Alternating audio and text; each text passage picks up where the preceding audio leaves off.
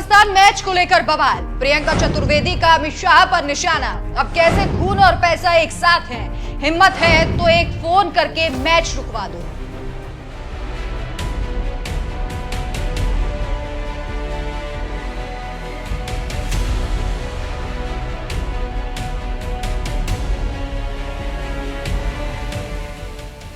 नमस्कार, मैं हूं आपके साथ राखी लांबा और आप देख रहे हैं न्यूज एक्सप्रेस। बीजेपी की राजनीति की एक खासियत है कि बीजेपी करेगी तो देशभक्ति, लेकिन कोई दूसरा करेगा तो वो देशद्रोह। और ये कोई आज की बात नहीं है, ये बीजेपी का वो नेशनलिज्म का मॉडल है जिसमें मुसलमान नहीं आते, और जो आते भी हैं वो तब तक देशभक्त कहलाते हैं जब तक कि बीजेपी की भाषा बोलते हैं। लेकिन सवाल ये है कि 26 निर्दोष लोग 3 महीने पहले पहलगाम में आतंकियों के हाथों मारे गए। आज तक सरकार ये बताने की हालत में नहीं है कि हमले के मास्टरमाइंड कहां है, पाकिस्तान से आए या नहीं, कार्रवाई क्या हुई। लेकिन चुनावी मंचों पर पाकिस्तान को लेकर मोदी की गर्जना अभी भी जारी है। 3 महीने पहले पहलगाम में आतंकियों ने 26 निर्दोष नागरिकों को मौत के घाट उतार दिया था। हमले के बाद पूरे देश में गुस्सा है, लेकिन आज तक कोई ठोस कार्रवाई नहीं हुई। न ये साफ हुआ कि आतंकी कहां से आए और ना ही उनका अंजाम क्या हुआ, ये साफ हो पाया।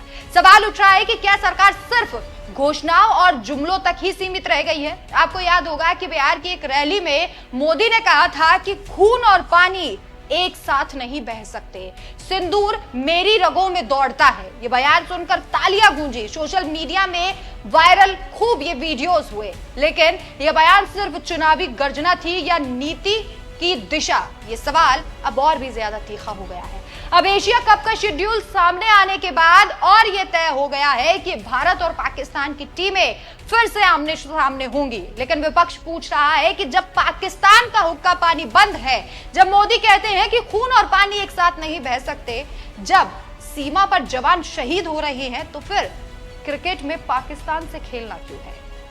क्या यहां देशभक्ति नहीं बल्कि मुनाफा बोल रहा है? शिवसेना की नेता प्रियंका चतुर्वेदी ने मोदी और बीसीसीआई पर सीधा वार किया। सीमा पर खून बह रहा है, आतंकियों का हमला हुआ है, लेकिन क्रिकेट में सब कुछ सामान्य सिद्धांतों से ज्यादा मुनाफा ही असली मंत्र है, तभी मैच रद्द नहीं हो रहा।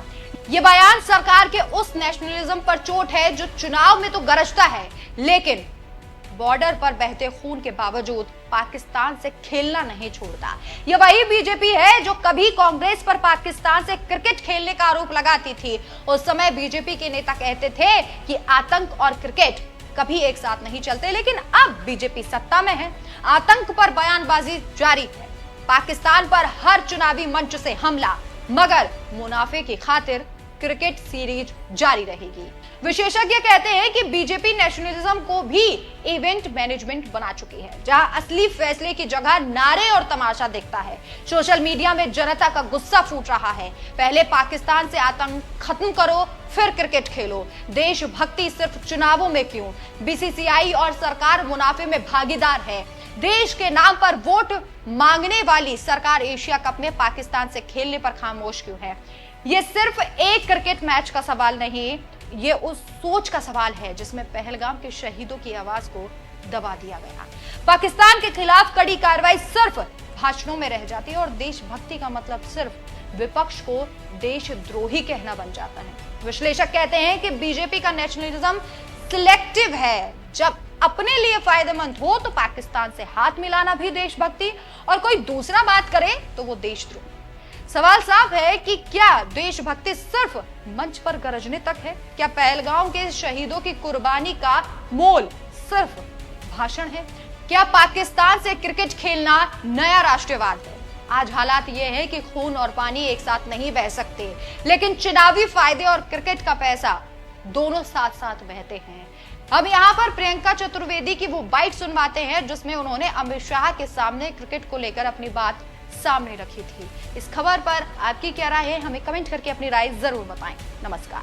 सर, सियाचिन वॉर मेमोरियल पे माननीय कवि श्री माखनलाल चतुर्वेदी जी की एक कविता है जो कहती है, मुझे तोड़ लेना वनमाली, उस पद पर देना तुम फेंक, मातृभूमि पर शीश चढ़ाने, जिस पद पर जावे वीर अनेक। इन्हीं शब्दों को याद कर सियाचिन में हमारे जवान हों, या शहीद कारगिल की सुरक्षा के समय पे हो, या ऑपरेशन सिंदूर को लेकर हो, या ऑपरेशन महादेव जो हुआ है, उन सबको याद कर कर नमन कर कर मैं उनकी शौर्य गाथा में उम्मीद करती हूं हमारा देश सदैव गाएगा।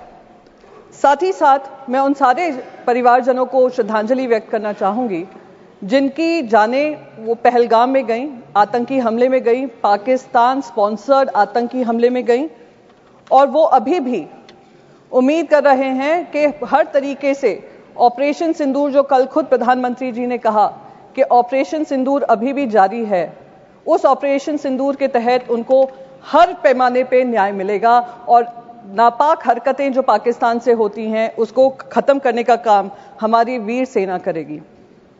सर, कल प्रधानमंत्री जी ने ऑपरेशन सिंदूर के बारे में कहा वो अभी भी जारी है, और मैं उनका शुक्रिया अदा करती हूं कि उन्होंने देश को याद दिलाया कि ऑपरेशन सिंदूर में जो हमारी सेना ने किया वो अब तक खत्म नहीं हुआ है, हम इनकी नापाक हरकतों को खत्म करेंगे। पर कुछ सुझाव मेरे भी हैं। जब पहलगाम हुआ था मेरे मन में भी बहुत सवाल थे। 2 हफ्ते पहले वहां पे गृह मंत्री जी गए थे और उन्होंने कहा था आतंकवाद को बिल्कुल समाप्त कर दिया है। 2019 में जब 370 धारा हटी थी, कौन भूल सकता है गृह मंत्री के वो शब्द जहां उन्होंने कहा था पीओके के लिए हम जान भी दे देंगे। तिरंगा यात्रा हुआ था, हम पार्लियामेंट्री डेलीगेशन जब गया था, हम जाने से पहले तिरंगा यात्रा हुआ था जिसमें गृह मंत्री ने कहा अब बातचीत पाकिस्तान से होगी तो सिर्फ पीओके को लेकर होगी। तो जब ऑपरेशन सिंदूर जारी था और अचानक से उस पर फुल स्टॉप लगा, मन में सवाल तब भी था कि क्या हुआ जिस वजह से हमें ये सीज फायर करना पड़ा, क्योंकि हम सिर्फ पीओके की बात करना चाह रहे थे। तो अब क्योंकि ऑपरेशन सिंदूर जारी है और प्रधानमंत्री जी ने ये कहा है, तो मैं बस 2-3 चीजें उनके सामने कहना चाहूंगी। सर, ऑपरेशन सिंदूर का हर हिस्सा, चाहे वो फिल्म इंडस्ट्री हो, चाहे वहां की न्यूज चैनल्स हो, चाहे उनके इन्फ्लुएंसर्स हो, हमने सब पे पाबंदी लगाई। सर, अब समय आ गया है कि क्रिकेट पर भी पाबंदी लगनी चाहिए। सर, हमारे विदेश मंत्री ने कहा कि मैं गर्व होता है इस बात का कि मैं उस पार्लियामेंट्री डेलीगेशन में शामिल थी जिसकी जिम्मेदारी मुझे सरकार ने दी थी। हम 33 देशों में गए।